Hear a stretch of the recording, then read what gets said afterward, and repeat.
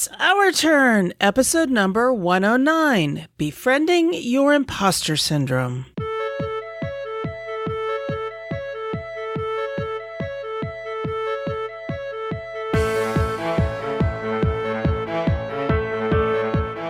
In this episode, Glenn Cotter and I talk about how to get friendly with that negative voice in your head.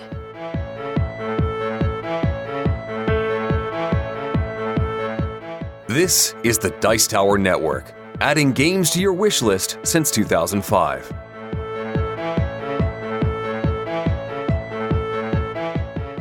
Hosting for this episode is generously provided by our fantastic supporters on Patreon.com. If you'd like to help us out by pledging $1 per month or more, please visit patreon.com/OurTurnPodcast. Every dollar helps us to keep this show going strong.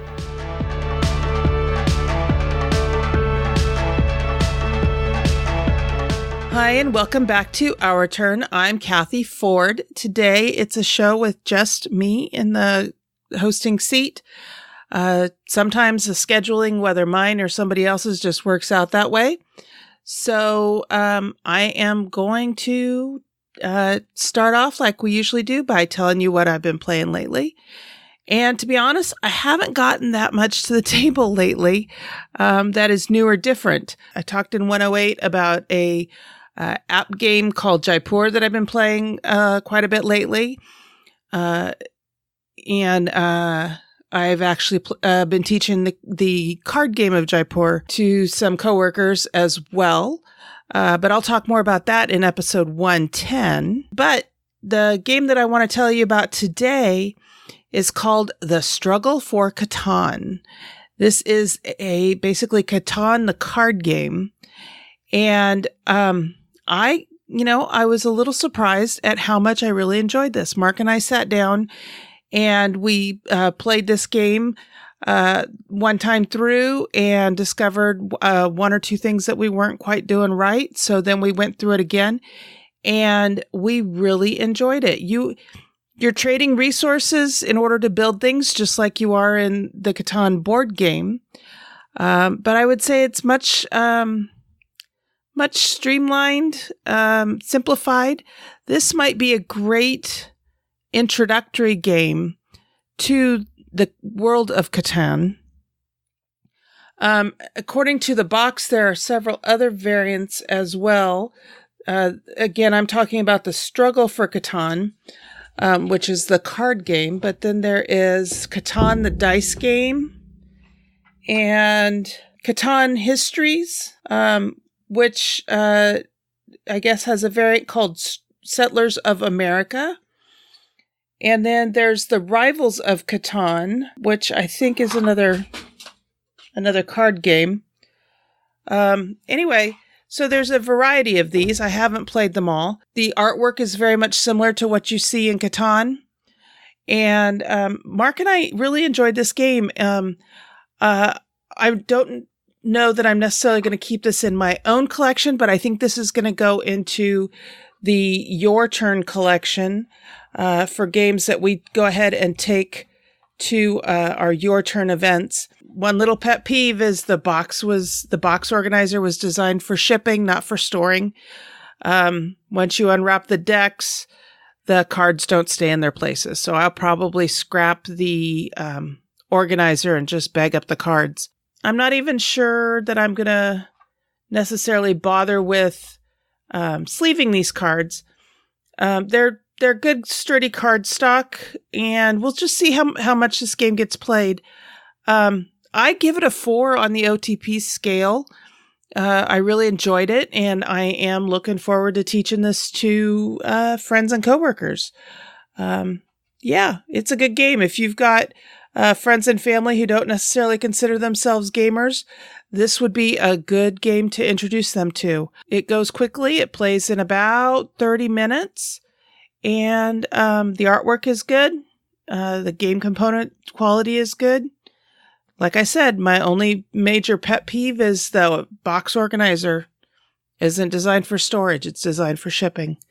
So anyway, I'm sorry I don't have more games to talk about, Life's been a little busy with organizing your turn and getting gaming events going, but that is going really well. And I'll be talking about that more going forward in the future. So anyway, that's what I've been playing. We have set up and been referring to and rating games by our own rating scale. Here's how we are using this scale. 5. Buy this now. 4. A good solid game. 3. Decent with some bugs. 2. Has great potential as kindling. And 1. Give me back the time I spent playing it.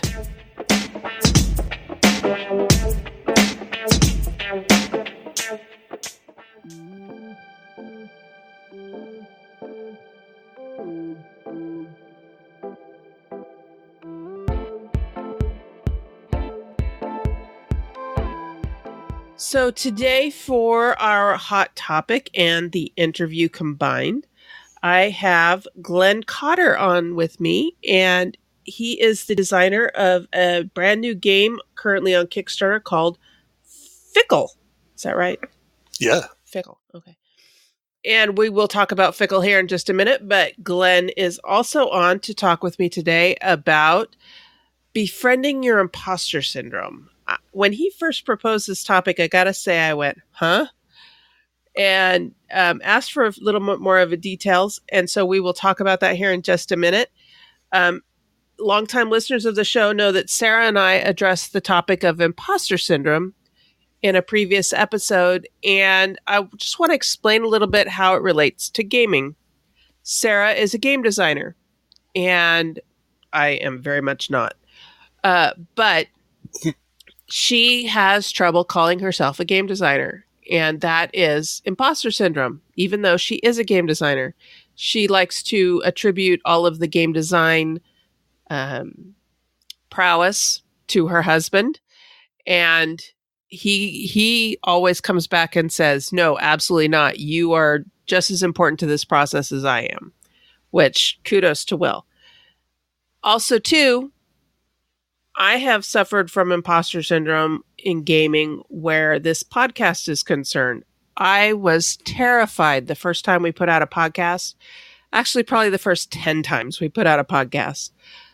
And that was just because I was like, who am I to be talking about gaming like this?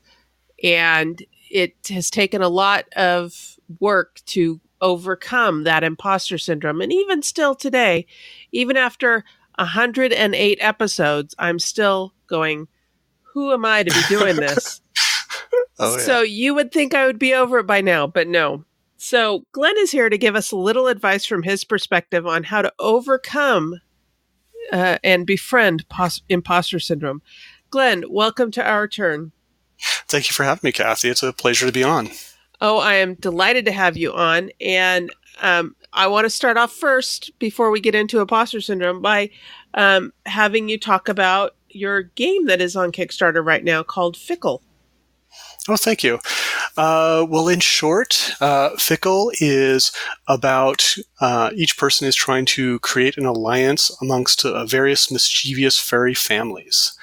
And you do so, the whole game lasts 15 to 20 minutes, from which you play 5 rounds. And the primary mechanism is you're going to choose one card and put it in your alliance, trigger a power, and that manipulates the alliances in very tricky ways. But the core of it is this deck stacking mechanic of where you get to second guess yourself and your neighbors. Everyone's dealt 3 cards, but they're not yours. You look at all 3 of them and stack them in front of your neighbor, and they do the same thing for you, and so on, as left or right. And then one at a time. It's sort of you look at the top card. If you want it, you hold on to it, get rid of the rest. If you pass on that one, you look at the second one. And if you don't take that one, then you must take the third one and resolve it, even if it's bad for you. So it ends up being somewhere between a card drafting, I split you choose, and press your luck, all in one little interaction there. All mechanics I really enjoy. Yeah. Well, this is great because it's like it is so wonderful because every game, like you play with a large group and you go like, look at the first one. Nah. Look at the second one. You're like, I'm not sure if I want that, but then you start looking at your neighbor suspiciously, and you go, did you put a good card or a bad card there? And then you go, fine, I'll pass, and you pick it up and groan. You're like, yeah, you got me. Okay, but it's really fun.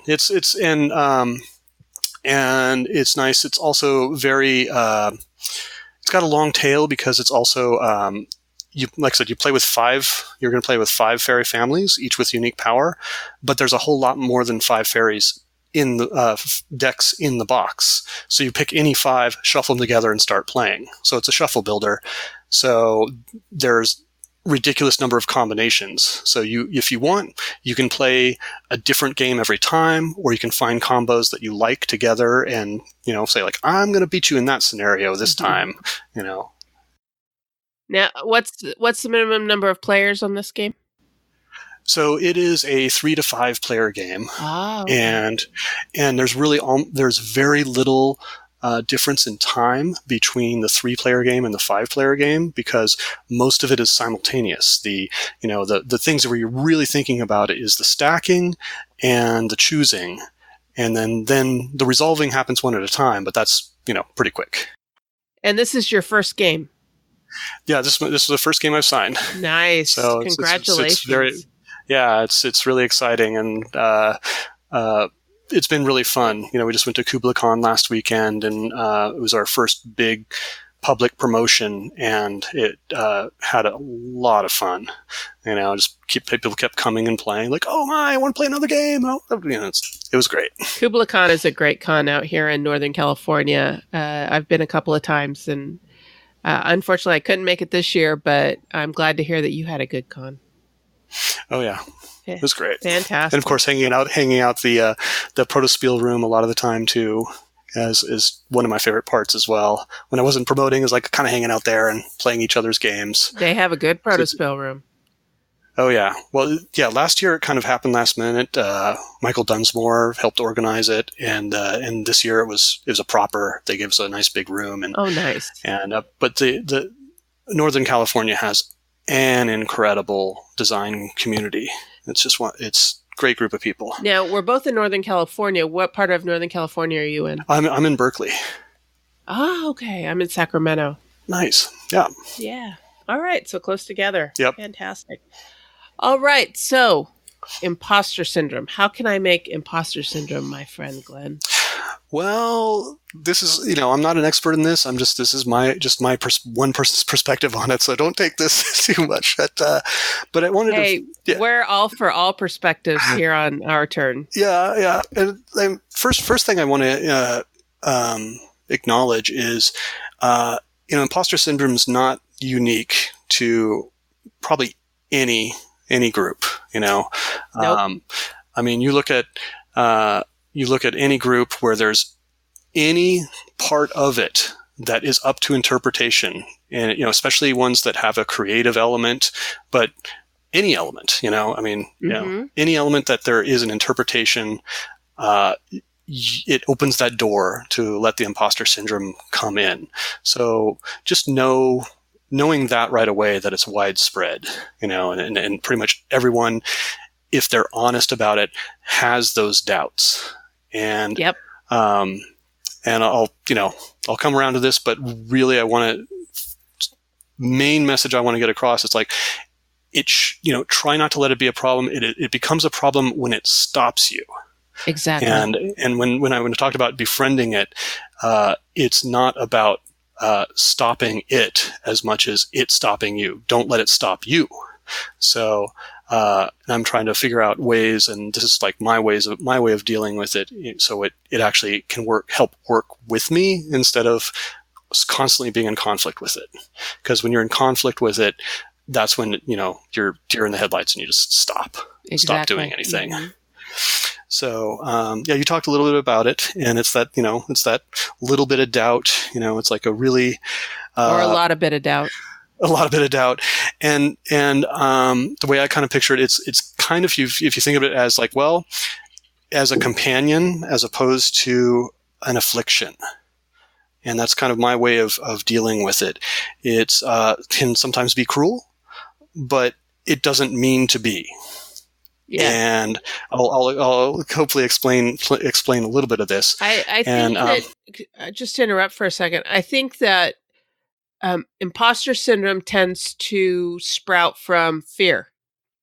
Yes. I mean, you're already afraid to be doing something, and then it comes up and it's like that little devil on your shoulder that says, who do you think you are? Oh, yeah. Why do you think you're capable of calling yourself this or that or the other thing? Or what makes you think you can do that? Oh, yeah. Well, it's funny, like in other industries, I'll just, as an example, like my day job is like I do visual effects and in another creative industry where it's, imposter syndrome is all through there. And it's really funny. I'm not going to say who, but several people I've talked to is like, they're experts, they're legends in the industry. And they, you talk to them and it's like, yeah, man, I've been doing this 30 years and they still haven't figured out. I don't know what I'm doing. So my 108 episodes, like, that's nothing. Yeah. Yep. Yeah, exactly. It's like, compared to, if you always compare yourself to whoever, like this is why it's so easy to slip into it because, oh, wait, I don't know everything, so therefore I know less than everyone. Right. And that's true. You do know less than everyone put together. You're doing something fairly complex. You reach a certain level of complexity, you can't know everything. And but you see, person over here knows this much better than I do on that subject, and this person over here knows that, and I feel like I should know both of these things. So, you get into your specializations and you can't generally know everything. Exactly. So. I'm a big fan of quote of the day kind of things. I post them on a whiteboard at work. And one I posted the other day was, being an adult is like folding a fitted sheet. Nobody knows how. Yep. And I think people forget that. And it's funny because I posted that quote and one of my coworkers went, I know how. And I looked at her, I said, good. Can you teach me? No. Yeah. And she was like, sure. Can you bring in a fitted sheet? I said, I'll bring it tomorrow. I didn't, but. Yeah. I'll call that bluff. Exactly. Yes, you might. You know what? Sometimes I get lucky too. And fold it just right. Exactly. Yeah.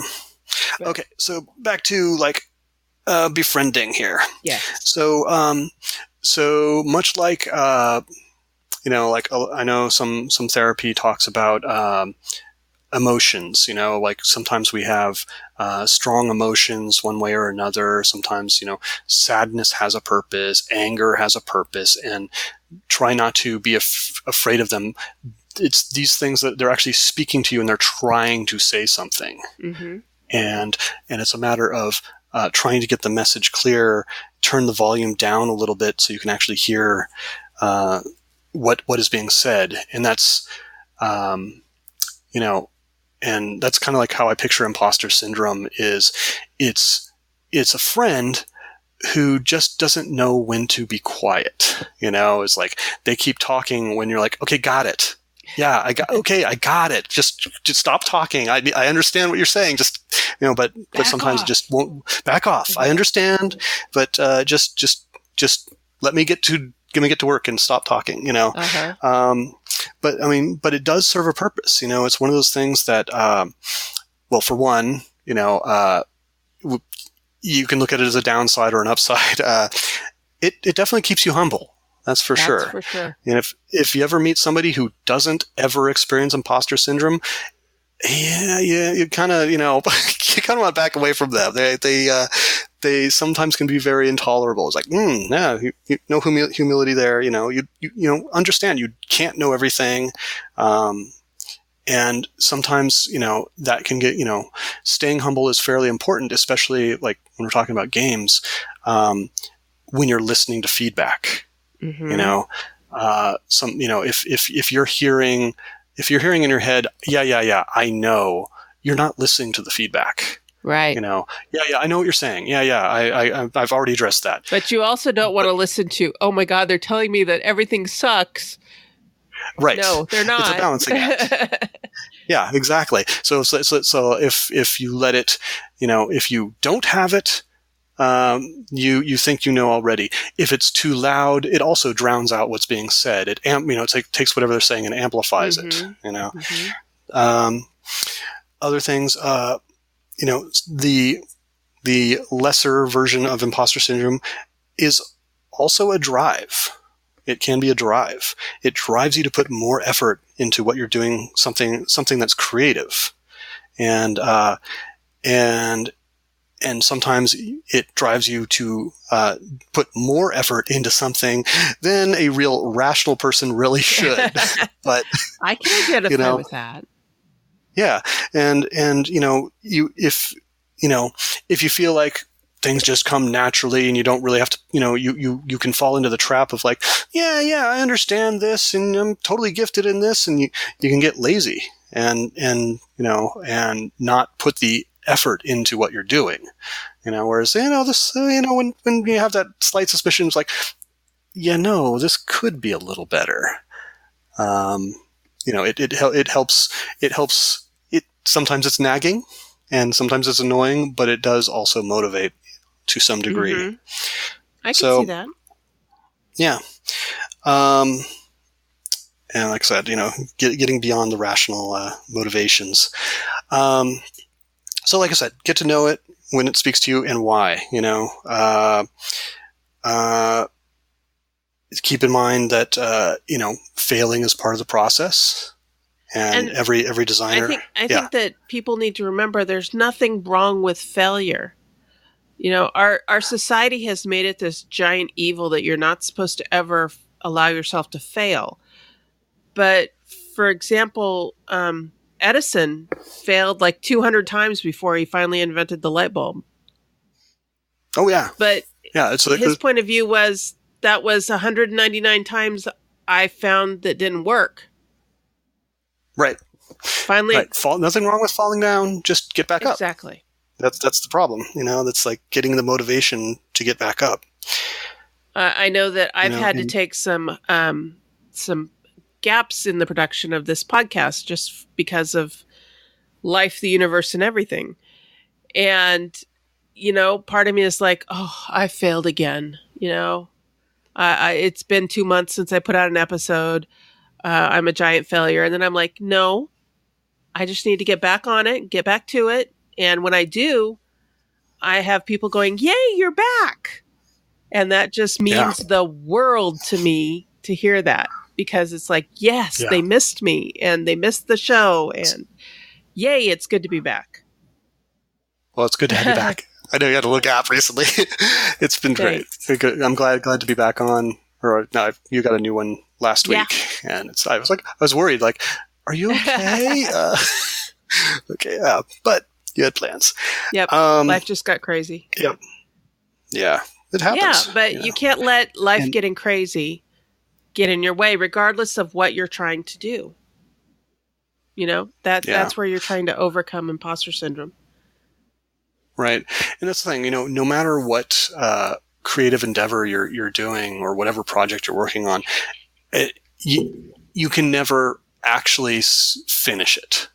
It's like I'm going to paraphrase, because if I try to quote, I'll attribute it wrong. But no creative work is ever finished, only abandoned. Right.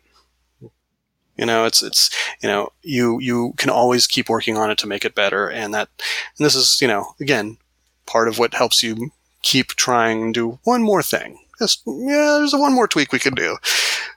Only deadlines stop it. As an example, let me ask you, as a game designer, did you absolutely positively feel that Fickle was ready to go on the Kickstarter when you launched it? Oh, no. No, I mean, it's like I've just been working on it 2.5 years. That's, it's. Oh, is that all? No, that's it. That's it. 2.5 years working on it. Play testing like crazy, and of course, there's always something that oh, well, you know what? Maybe if I rephrase that a little bit, or just that tweak would make it a little more clear. And maybe if I made this one change, it would appeal to people in a different way. And, let me just rewrite the rule book for the 17th time. Right. Yeah. Right. And, got to be comfortable with the fact that, okay, this is not for everyone. I can't please everyone with everything exactly. that you do, so be comfortable with what it is that you're making. And even now it's like, there's things that, I want to go, I'm talking to the publisher. Can I rephrase that one sentence in the rule book? I know we're going to be publishing, we're sending things off to the factory soon, but I just, I think it'd be clearer if we just rephrase this one thing, And I'm seeing the reviews. That's what expansions are for, right? No, I want to get it right the first time. No. Well, it's this thing. This is not the first time. This is the 100th time. Right. So. Right. Yeah. I mean, how many versions of Twilight Imperium have there been now? 4 plus expansions. Yeah. Yeah, and I'm sure a lot of steps in between. Those are the only ones we saw. I mean, I'm sure there are hundreds of iterations in between. I played 3rd edition and loved it. And then I played 4th edition and loved it more because they had done more stuff to it. But you have to play test it and get critique and feedback, and years of feedback they've had on this game, So. Oh yeah. Yeah. What is it that? Oh man, I'm blanking on who said it again, but the day your game comes out, it will be played more than your years of play testing. Once all those copies are out there, and like somebody's going to come up with something, sure. It's like, Sure. Well, that's what the forums on Board Game Geek are for, right? Yeah. Yep. All right. So, any other sage advice? Like I said, I'm not qualified to give advice. I'm just giving perspective because, I don't believe I'm the benefit of your exactly. experience. That's imposter syndrome there. Yeah. But yeah, I mean, if you can, like I said, befriend it a little bit and turn that thing that is criticizing you and turn it into a critical sense to maybe, if you can take yourself out of the equation and look at what you're doing and take that critical eye and say, oh, you're wrong, you're not good at this, to, wait, what's wrong with this that's in front of me? Step back and say, instead of having it be that voice that's, criticizing you, have it be the voice that's criticizing the product that you have in front of you, whatever you're doing, and turn it into a critical ally instead of a bully, because I like that. Say, oh yeah, hey, you're that thing that says that everything I do is wrong. Well, what's wrong with this thing? You tell me, have that inner voice to be an ally instead of a bully. And when it becomes a bully, it stops you, it stops you from doing anything at all. And that's that, and that's what you got to avoid. That's just, keep it safe distance. As in all things, you can't let the bully win. Exactly. Okay. So anyway, that's my random thoughts on imposter syndrome. Take it or leave it. I'm taking it. Right. I'm taking it. All right. What's next for you after Fickle's done? Oh, wow. Well, the funny thing is, like, it's the kind of game that it can't get out of my head. So I mean, I already have so a bunch of cards already designed beyond the base game. That even if we unlock everything, I still have a lot more. So that Oh, nice. Expansion possibilities. If it's successful enough, I can only hope. But I mean, I also have several other games. Like, this is actually not the first game I really wanted to work on. I was actually working on several other games before this one, but this is the first one that got signed. So everything else kind of went on a shelf while refining this one. I have talked to enough game designers to know that whatever's being currently published is not your only game in the works. Yeah, and it's certainly not the first. Won't be the last. It's a great community, and I just want to continue making games and enjoying the company of all these wonderful people in the community. Well, fantastic. Well, I want to tell everybody that if you're interested in Fickle, by all means, check out our show notes on ourturnpodcast.com/episode 109. Awesome. Well, thank you, Cathy. You're welcome. All right, Glenn, thank you for coming on, and I hope you'll come back and talk to me again sometime. Cool. I'd love to, and hopefully actually get together sometime and actually play a game. That would be great. We're not too far. So no, we're not too far apart. You're in Berkeley, I'm in Sacramento, so maybe we can work on getting something together. Yeah, a con or another, or some other time. All right. Yep. All right. Thank you so much for coming on. All right. Thank you for having me. It's been a pleasure. The Dice Tower Network is a proud supporter of the Jack Vassal Memorial Fund. The board gaming community is kind and generous, and this fund was created to provide financial assistance to members of the board gaming community in their time of need.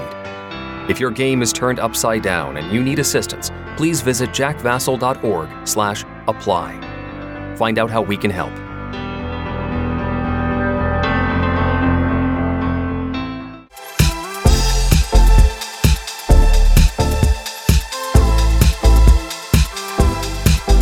So now we're getting to the part of the show where we're winding things down and looking ahead. And I am looking forward to a event this weekend for Your Turn. We're holding a library game day at the Arcade Library in Sacramento on Marconi. So if you are in the Sacramento area, please come on out. It's absolutely free to come and play, and we'll have games there. All you got to do is bring yourself. Your Turn has been making lots and lots of progress. Our last event was our biggest event ever. We had about 20 people show up, both volunteers and guests. And this time the guests outnumbered the volunteers, so that was encouraging. And then on June 1st, we had both a garage sale and an International Tabletop Day event. The garage sale was meant as a fundraiser, and we were able to raise some money, and we got some generous donations from quite a few people. And we've also been working on refining what we're doing and making sure that we're all pulling in the same direction. We all have the same vision and mission in mind. To that end, we've modified our vision statement.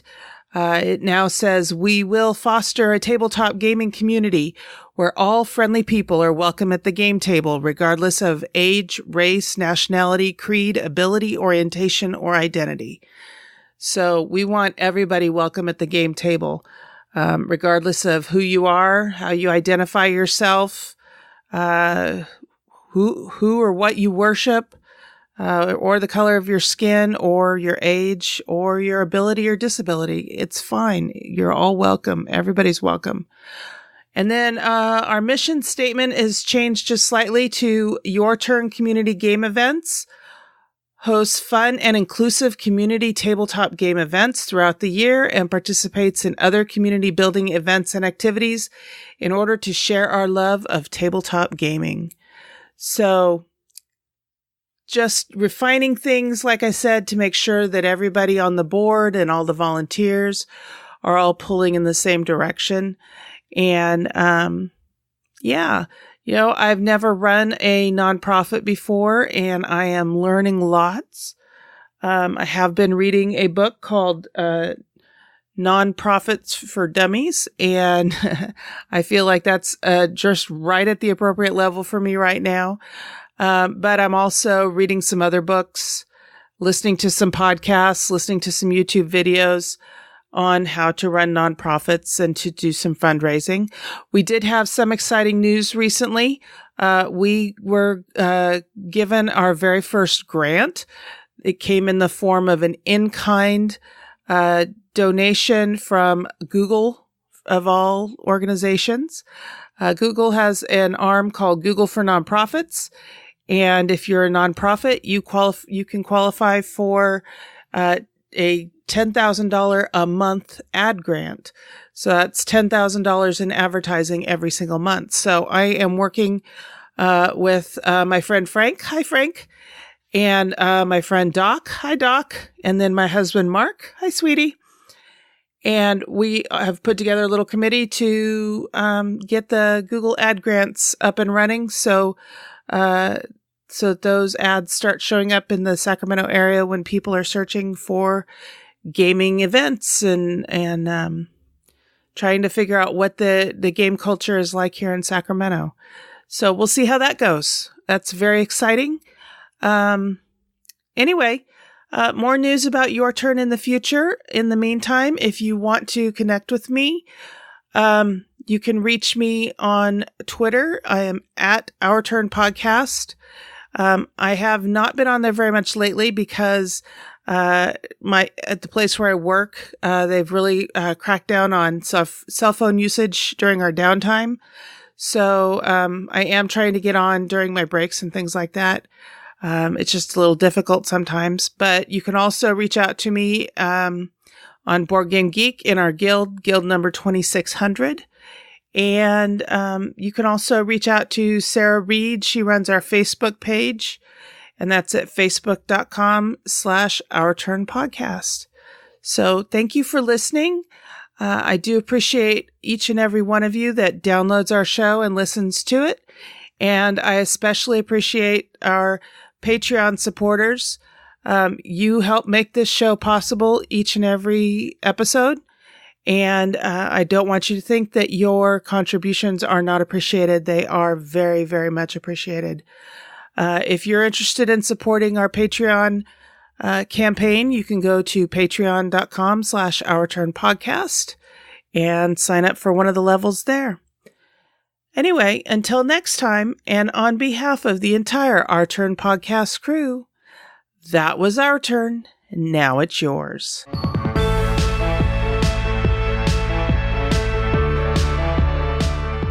Thank you for listening. This episode was recorded on June 6, 2019, and is written and produced by Cathy Ford and Glenn Cotter with assistance from Mark Ford. Next time, we'll discuss gaming with your significant other.